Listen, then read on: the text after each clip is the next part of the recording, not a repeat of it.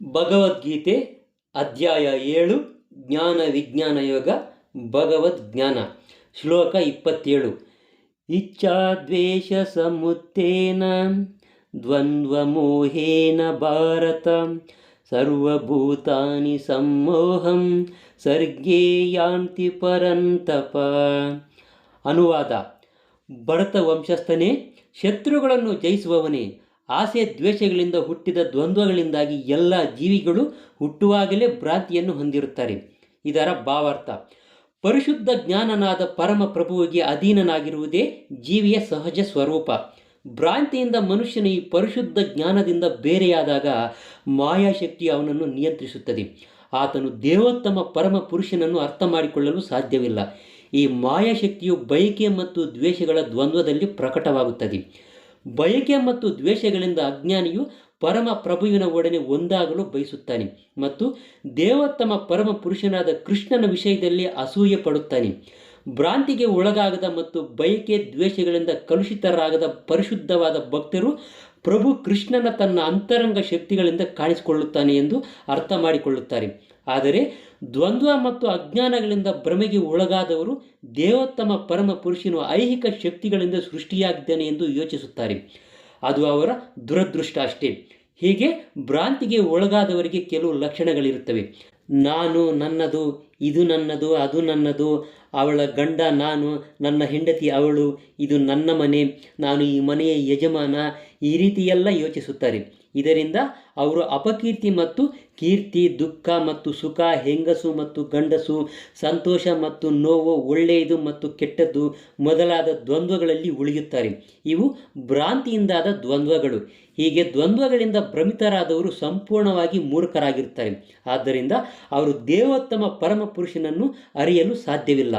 ಶ್ಲೋಕ 28 ಯೇಷಾಂ ತ್ವಂತಗತಂ ಪಾಪಂ ಜನಾನಾಂ ಪುಣ್ಯಕರ್ಮಣಾಂ ತೇ ದ್ವಂದ್ವಮೋಹ ನಿರ್ಮುಕ್ತ ಭಜಂತೆ ಮಾಂ ದೃಢವ್ರತಃ.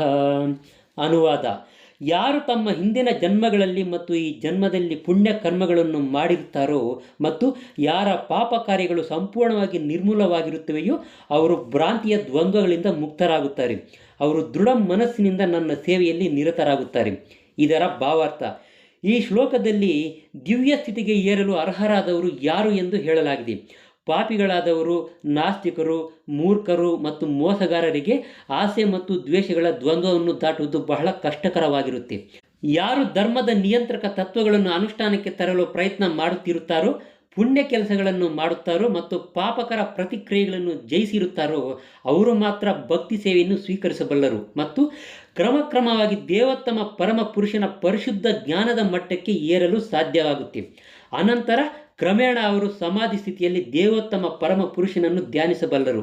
ಇದು ಆಧ್ಯಾತ್ಮಿಕ ನೆಲೆಯಲ್ಲಿ ನೆಲೆಸುವ ಪ್ರಕ್ರಿಯೆ. ಪರಿಶುದ್ಧ ಭಕ್ತರ ಸಹವಾಸದಲ್ಲಿ ಕೃಷ್ಣ ಪ್ರಜ್ಞೆಯಲ್ಲಿ ಈ ಉತ್ಕರ್ಷ ಸಾಧ್ಯವಾಗುತ್ತೆ. ಏಕೆಂದರೆ ಶ್ರೇಷ್ಠ ಭಕ್ತರ ಸಹವಾಸದಲ್ಲಿ ಮನುಷ್ಯನು ಭ್ರಾಂತಿಯಿಂದ ಬಿಡುಗಡೆಯನ್ನು ಹೊಂದುತ್ತಾನೆ. ಮನುಷ್ಯನಿಗೆ ವಾಸ್ತವವಾಗಿ ಮುಕ್ತಿ ಬೇಕೆಂದರೆ ಆತನು ಭಕ್ತರ ಸೇವೆಯನ್ನು ಮಾಡಬೇಕು.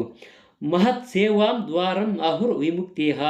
ಆದರೆ ಪ್ರಾಪಂಚಿಕ ಮನೋಧರ್ಮದ ಜನರೊಂದಿಗೆ ಸೇರುವವರು ಅಸ್ತಿತ್ವದ ಅತ್ಯಂತ ಕತ್ತಲೆಗೆ ಹೋಗುವ ದಾರಿಯಲ್ಲಿ ಇರುತ್ತಾರೆ. ಭಗವಂತನ ಭಕ್ತರೆಲ್ಲರೂ ಬದ್ಧ ಆತ್ಮಗಳನ್ನು ಅವರ ಭ್ರಾಂತಿಯಿಂದ ಬಿಡಿಸಲೆಂದೇ ಈ ಭೂಮಿಯಲ್ಲಿ ಸಂಚಾರ ಮಾಡುತ್ತಾರೆ. ಪರಮ ಪ್ರಭುವಿನ ಅಧೀನರಾಗಿರುವ ತಮ್ಮ ಸಹಜ ಸ್ವರೂಪವನ್ನು ಮರೆಯುವುದು ಭಗವಂತನ ನಿಯಮದ ಮಹಾ ಉಲ್ಲಂಘನೆ ಎಂದು ನಿರಾಕಾರವಾದಿಗಳಿಗೆ ತಿಳಿಯದು. ತನ್ನ ಸಹಜ ಸ್ವರೂಪದಲ್ಲಿ ಮತ್ತೆ ಸ್ಥಾಪಿತವಾಗದೆ ಯಾವ ಮನುಷ್ಯನಿಗೂ ಪರಮ ಮನುಷ್ಯನನ್ನು ಅರ್ಥ ಮಾಡಿಕೊಳ್ಳುವುದಾಗಲಿ ಅಥವಾ ದೃಢ ಸಂಕಲ್ಪದಿಂದ ಅವನ ದಿವ್ಯ ಪ್ರೇಮ ಪೂರ್ವಕ ಸೇವೆಯಲ್ಲಿ ತೊಡಗುವುದಾಗಲಿ ಸಾಧ್ಯವಾಗುವುದಿಲ್ಲ. ಶ್ಲೋಕ 29 ಜರಾಮರಣ ಮೋಕ್ಷಾಯ ಮಾಮಾಶ್ರಿತ್ಯ ಯತಂತಿಯೇ ತೇ ಬ್ರಹ್ಮ ತದ್ವಿದುಃ ಕೃತ್ಸ್ನಮಧ್ಯಾತ್ಮಂ ಕರ್ಮ ಚಾಕಿಲಂ. ಅನುವಾದ: ಮುಪ್ಪು ಮತ್ತು ಸಾವುಗಳಿಂದ ಬಿಡುಗಡೆ ಹೊಂದುವುದಕ್ಕಾಗಿ ಶ್ರಮಿಸುತ್ತಿರುವ ಬುದ್ಧಿವಂತರು ಭಕ್ತಿ ಸೇವೆಯನ್ನು ಮಾಡುತ್ತಾ ನನ್ನಲ್ಲಿ ಆಶ್ರಯವನ್ನು ಪಡೆಯುವರು. ನಿಜವಾಗಿಯೂ ಅವರು ಬ್ರಹ್ಮನ್ನಾಗಿರುತ್ತಾರೆ, ಏಕೆಂದರೆ ಅವರು ದಿವ್ಯ ಕರ್ಮಗಳ ವಿಷಯದಲ್ಲಿ ಪ್ರತಿಯೊಂದು ಸಂಗತಿಯನ್ನು ಸಮಗ್ರವಾಗಿ ಬಲ್ಲವರಾಗಿರುತ್ತಾರೆ. ಇದರ ಭಾವಾರ್ಥ: ಹುಟ್ಟು, ಸಾವು, ಮುಪ್ಪು ಮತ್ತು ರೋಗಗಳು ಈ ಜಡ ದೇಹವನ್ನು ಕಾಡುತ್ತವೆ, ಆಧ್ಯಾತ್ಮಿಕ ದೇಹವನ್ನಲ್ಲ. ಆಧ್ಯಾತ್ಮಿಕ ಶರೀರಕ್ಕೆ ಹುಟ್ಟು, ಸಾವು, ಮುಪ್ಪು, ರೋಗ ಯಾವುದೂ ಇರುವುದಿಲ್ಲ. ಆದ್ದರಿಂದ ಆಧ್ಯಾತ್ಮಿಕ ಶರೀರವನ್ನು ಪಡೆದು ದೇವೋತ್ತಮ ಪರಮ ಪುರುಷನ ಜೊತೆಯಲ್ಲಿ ಒಬ್ಬನಾಗಿ ನಿತ್ಯವಾದ ಭಕ್ತಿ ಸೇವೆಯಲ್ಲಿ ತೊಡಗುವವನು ನಿಜವಾಗಿಯೂ ಮುಕ್ತನಾಗಿರುತ್ತಾನೆ. ಅಹಂ ಬ್ರಹ್ಮಾಸ್ಮಿ, ನಾನು ಚೇತನಾತ್ಮನು. ತಾನು ಬ್ರಹ್ಮನ್ ಅಥವಾ ಚೇತನಾತ್ಮ ಎನ್ನುವುದನ್ನು ಮನುಷ್ಯನು ಅರ್ಥ ಮಾಡಿಕೊಳ್ಳಬೇಕೆಂದು ಹೇಳಲಾಗಿದೆ. ಈ ಶ್ಲೋಕದಲ್ಲಿ ವರ್ಣಿಸಿರುವಂತೆ ಬದುಕಿನ ಈ ಬ್ರಹ್ಮನ್ ಪರಿಕಲ್ಪನೆಯು ಭಕ್ತಿ ಸೇವೆಯಲ್ಲಿಯೂ ಇರುತ್ತದೆ. ಪರಿಶುದ್ಧವಾದ ಭಕ್ತರು ಆಧ್ಯಾತ್ಮಿಕವಾಗಿ ಬ್ರಹ್ಮನ್ ನೆಲೆಯಲ್ಲಿ ಇರುತ್ತಾರೆ. ಅವರಿಗೆ ಆಧ್ಯಾತ್ಮಿಕ ಕರ್ಮಗಳ ವಿಷಯವಾಗಿ ಎಲ್ಲವೂ ತಿಳಿದಿರುತ್ತದೆ. ಭಗವಂತನ ದಿವ್ಯ ಸೇವೆಯಲ್ಲಿ ನಿರತರಾಗುವ 4 ಬಗೆಯ ಅಶುದ್ಧ ಭಕ್ತರು ತಮ್ಮ ತಮ್ಮ ಗುರಿಗಳನ್ನು ತಲುಪುತ್ತಾರೆ ಮತ್ತು ಪರಮ ಪ್ರಭುವಿನ ಕೃಪೆಯಿಂದ ಅವರು ಸಂಪೂರ್ಣ ಕೃಷ್ಣ ಪ್ರಜ್ಞೆಯನ್ನು ಪಡೆದಾಗ ಪರಮ ಪ್ರಭುವಿನೊಡನೆ ಆಧ್ಯಾತ್ಮಿಕ ಸಹವಾಸವನ್ನು ಸವಿಯುತ್ತಾರೆ. ಆದರೆ ದೇವತೆಗಳನ್ನು ಪೂಜೆ ಮಾಡುವವರು ಪರಮ ಪ್ರಭುವನ್ನು ಅವನ ಲೋಕದಲ್ಲಿ ತಲುಪುವುದೇ ಇಲ್ಲ. ಬ್ರಹ್ಮನ್ ಸಾಕ್ಷಾತ್ಕಾರವಾಗಿದ್ದ ಅಷ್ಟು ಬುದ್ಧಿವಂತರಲ್ಲದವರು ಸಹ ಗೋಲೋಕ ವೃಂದಾವನ ಎನ್ನುವ ಹೆಸರಿನ ಕೃಷ್ಣನ ಪರಮ ಲೋಕವನ್ನು ಸೇರಲು ಸಾಧ್ಯವಿಲ್ಲ. ಕೃಷ್ಣ ಪ್ರಜ್ಞೆಯಲ್ಲಿ ಕರ್ಮ ಮಾಡುವವರು ಮಾತ್ರ ಬ್ರಹ್ಮನ್ ಎಂದು ಕರೆಸಿಕೊಳ್ಳುವುದಕ್ಕೆ ಅರ್ಹರಾಗಿರುತ್ತಾರೆ, ಏಕೆಂದರೆ ಅವರು ಕೃಷ್ಣ ಲೋಕವನ್ನು ಸೇರಲು ವಾಸ್ತವವಾಗಿ ಪ್ರಯತ್ನಿಸುತ್ತಿರುತ್ತಾರೆ. ಇಂತಹವರಿಗೆ ಕೃಷ್ಣನ ವಿಷಯವಾಗಿ ಯಾವ ಸಂಶಯವೂ ಇರುವುದಿಲ್ಲ. ಆದ್ದರಿಂದ ಅವರು ವಾಸ್ತವವಾಗಿ ಬ್ರಹ್ಮನ್ ಆಗಿರುತ್ತಾರೆ. ಭಗವಂತನ ರೂಪ ಅಥವಾ ಆರ್ಚಾವನ್ನು ಪೂಜಿಸುವುದರಲ್ಲಿ ನಿರತರಾದವರಿಗೆ ಅಥವಾ ಐಹಿಕ ಬಂಧನದಿಂದ ಮುಕ್ತಿಯನ್ನು ಪಡೆಯಲು ಮಾತ್ರವೇ ಭಗವಂತನ ಜ್ಞಾನದಲ್ಲಿ ನಿರತರಾದವರಿಗೆ ಭಗವಂತನ ಕೃಪೆಯಿಂದ ಬ್ರಹ್ಮನ್ ಅಥವಾ ಆದಿಭೂತ ಮೊದಲಾದವುಗಳ ಭಾವಾರ್ಥವು ತಿಳಿಯುತ್ತದೆ.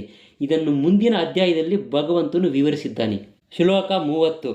ಸಾಧಿಭೂತಾದಿ ದೈವಂ ಮಾಂ ಸಾಧು ಯಜ್ಞಂ ಚ ಯೇ ವಿದುಃ ಪ್ರಯಾಣ ಕಾಲೇಪಿ ಚ ಮಾಂ ತೇ ವಿದುರ್ಯುಕ್ತ ಚೇತಸಃ. ಅನುವಾದ: ನನ್ನ ಸಂಪೂರ್ಣ ಪ್ರಜ್ಞೆ ಇರುವವರು ಪರಮಪ್ರಭುವಾದ ನಾನೇ ಎಲ್ಲ ಐಹಿಕ ಅಭಿವ್ಯಕ್ತಿಯ ದೇವತೆಗಳ ಯಜ್ಞ ರೀತಿಗಳ ನಿಯಂತ್ರಕ ತತ್ವ ಎಂದು ಬಲ್ಲವರು. ದೇವೋತ್ತಮ ಪರಮ ಪುರುಷನಾದ ನನ್ನನ್ನು ಮರಣಕಾಲದಲ್ಲಿಯೂ ಅರ್ಥ ಮಾಡಿಕೊಳ್ಳಬಲ್ಲವರು ಮತ್ತು ಅರಿಯಬಲ್ಲವರು. ಇದರ ಭಾವಾರ್ಥ: ಕೃಷ್ಣ ಪ್ರಜ್ಞೆಯಲ್ಲಿ ಕರ್ಮವನ್ನು ಮಾಡುವವರು ದೇವೋತ್ತಮ ಪರಮ ಪುರುಷನ ಸಂಪೂರ್ಣ ಅರಿವಿನ ಮಾರ್ಗವನ್ನು ಯಾವಾಗಲೂ ಬಿಡುವುದಿಲ್ಲ.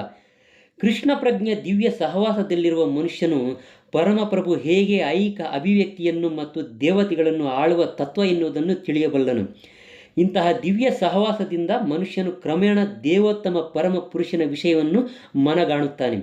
ಮರಣಕಾಲದಲ್ಲಿ ಕೃಷ್ಣ ಪ್ರಜ್ಞೆ ಇರುವ ಇಂತಹ ಮನುಷ್ಯನು ಕೃಷ್ಣನನ್ನು ಮರೆಯಲು ಸಾಧ್ಯವೇ ಇಲ್ಲ.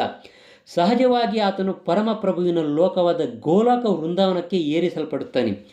ಮನುಷ್ಯನು ಸಂಪೂರ್ಣವಾಗಿ ಕೃಷ್ಣ ಪ್ರಜ್ಞೆಯನ್ನು ಪಡೆಯಲು ಹೇಗೆ ಸಾಧ್ಯ ಎನ್ನುವುದನ್ನು ಈ 7ನೆಯ ಅಧ್ಯಾಯವು ನಿರ್ದಿಷ್ಟವಾಗಿ ವಿವರಿಸುತ್ತದೆ. ಕೃಷ್ಣ ಪ್ರಜ್ಞೆಯ ಪ್ರಾರಂಭವೆಂದರೆ ಕೃಷ್ಣ ಪ್ರಜ್ಞೆ ಇರುವವರ ಸಹವಾಸ. ಇಂತಹ ಸಹವಾಸವು ಆಧ್ಯಾತ್ಮಿಕವಾದದ್ದು ಮತ್ತು ಮನುಷ್ಯನಿಗೆ ಪರಮ ಪ್ರಭುವಿನ ಒಡನೆ ನೇರ ಸಂಪರ್ಕವನ್ನು ಕಲ್ಪಿಸುತ್ತದೆ. ಅವನ ಕೃಪೆಯಿಂದ ಮನುಷ್ಯನಿಗೆ ಕೃಷ್ಣನು ದೇವೋತ್ತಮ ಪರಮ ಪುರುಷನೆಂದು ಅರ್ಥ ಮಾಡಿಕೊಳ್ಳಲು ಸಾಧ್ಯವಾಗುತ್ತದೆ. ಇದೇ ಕಾಲದಲ್ಲಿ ಮನುಷ್ಯನಿಗೆ ಜೀವಿಯ ಸಹಜ ಸ್ವರೂಪವು ಮತ್ತು ಜೀವಿಯು ಕೃಷ್ಣನನ್ನು ಹೇಗೆ ಮರೆತು ಬಿಡುತ್ತಾನೆ ಮತ್ತು ಐಹಿಕ ಚಟುವಟಿಕೆಗಳಲ್ಲಿ ತನ್ಮಯವಾಗಿ ಬಿಡುತ್ತಾನೋ ಎನ್ನುವುದು ನಿಜವಾಗಿ ಅರ್ಥವಾಗುತ್ತದೆ. ಸತ್ಸಹವಾಸದಲ್ಲಿ ಕ್ರಮೇಣ ಕೃಷ್ಣ ಪ್ರಜ್ಞೆಯನ್ನು ಬೆಳೆಸಿಕೊಂಡ ಜೀವಿಯು ಕೃಷ್ಣನನ್ನು ಮರೆತಿದ್ದರಿಂದ ತಾನು ಭೌತಿಕ ಪ್ರಕೃತಿಯ ನಿಯಮಗಳಿಂದ ಬಂಧಿತನಾದ ಎನ್ನುವುದನ್ನು ಅರ್ಥ ಮಾಡಿಕೊಳ್ಳುತ್ತಾನೆ.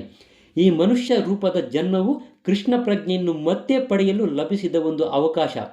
ಪರಮಪ್ರಭುವಿನ ಅವ್ಯಾಜ ಕರುಣೆಯನ್ನು ಪಡೆದುಕೊಳ್ಳಲು ಇದನ್ನು ಸಂಪೂರ್ಣವಾಗಿ ಬೆಳೆಸಿಕೊಳ್ಳಬೇಕು ಎಂದು ಜೀವಿಯು ಅರ್ಥ ಮಾಡಿಕೊಳ್ಳಬಲ್ಲನು. ಕಷ್ಟದಲ್ಲಿರುವ ಮನುಷ್ಯನು ಕುತೂಹಲಿಯಾದ ಮನುಷ್ಯ. ಪ್ರಾಪಂಚಿಕ ಅಗತ್ಯಗಳನ್ನು ಹೊಂದಿಲ್ಲದ ಮನುಷ್ಯನು ಬ್ರಹ್ಮಜ್ಞಾನ, ಪರಮಾತ್ಮ ಜ್ಞಾನ, ಹುಟ್ಟು, ಸಾವು, ರೋಗಗಳಿಂದ ಮುಕ್ತಿ ಮತ್ತು ಪರಮಪ್ರಭುವಿನ ಪೂಜೆ ಈ ಎಲ್ಲ ವಿಷಯಗಳನ್ನು ಈ ಅಧ್ಯಾಯದಲ್ಲಿ ಚರ್ಚೆ ಮಾಡಲಾಗಿದೆ. ಆದರೂ ಸಹ ಕೃಷ್ಣ ಪ್ರಜ್ಞೆಯಲ್ಲಿ ವಾಸ್ತವವಾಗಿ ಮೇಲೇರಿದವನಿಗೆ ಈ ಭಿನ್ನ ಭಿನ್ನ ಪ್ರಕ್ರಿಯೆಗಳಲ್ಲಿ ಆಸಕ್ತಿ ಅನ್ನೋದು ಇರುವುದಿಲ್ಲ. ಆತನು ನೇರವಾಗಿ ಕೃಷ್ಣ ಪ್ರಜ್ಞೆಯ ಕರ್ಮಗಳಲ್ಲಿ ತೊಡಗುತ್ತಾನೆ. ಈ ಕರ್ಮಗಳಲ್ಲಿ ಮಾಡಿ ಶ್ರೀಕೃಷ್ಣನ ನಿತ್ಯ ಸೇವಕನೆನ್ನುವ ತನ್ನ ಸಹಜ ಸ್ವರೂಪವನ್ನು ವಾಸ್ತವವಾಗಿ ಪಡೆಯುತ್ತಾನೆ. ಇಂತಹ ಸ್ಥಿತಿಯಲ್ಲಿ ಆತನು ಪರಿಶುದ್ಧ ಭಕ್ತಿ ಸೇವೆಯಲ್ಲಿ ಪರಮ ಪ್ರಭುವಿನ ಶ್ರವಣ ಮತ್ತು ಕೀರ್ತನೆಯಲ್ಲಿ ಆನಂದವನ್ನು ಪಡೆಯುತ್ತಾನೆ. ಹೀಗೆ ಮಾಡುವುದರಿಂದ ತನ್ನ ಎಲ್ಲ ಇಷ್ಟಾರ್ಥಗಳು ಕೈಗೂಡುತ್ತವೆ ಎಂದು ಆತನಿಗೆ ದೃಢ ವಿಶ್ವಾಸ ಅನ್ನೋದು ಬರುತ್ತೆ. ಈ ದೃಢ ಶ್ರದ್ಧೆಗೆ ದೃಢ ವ್ರತ ಎಂದು ಹೆಸರು. ಇದು ಭಕ್ತಿಯೋಗ ಅಥವಾ ಅಲೌಕಿಕ ಪ್ರೀತಿಯುತ ಸೇವೆಯ ಪ್ರಾರಂಭ. ಇದೇ ಎಲ್ಲ ಶಾಸ್ತ್ರಗಳ ತೀರ್ಮಾನ. ಭಗವದ್ಗೀತೆಯ ಈ 7ನೇ ಅಧ್ಯಾಯವು ಈ ದೃಢ ನಂಬಿಕೆಯ ಸಾರಾಂಶ. ಇಲ್ಲಿಗೆ ಶ್ರೀಮದ್ ಭಗವದ್ಗೀತೆಯ ಭಗವದ್ ಜ್ಞಾನ ಎಂಬ 7ನೇ ಅಧ್ಯಾಯದ ಭಕ್ತಿ ವೇದಾಂತ ಭಾವಾರ್ಥವು ಮುಗಿಯಿತು.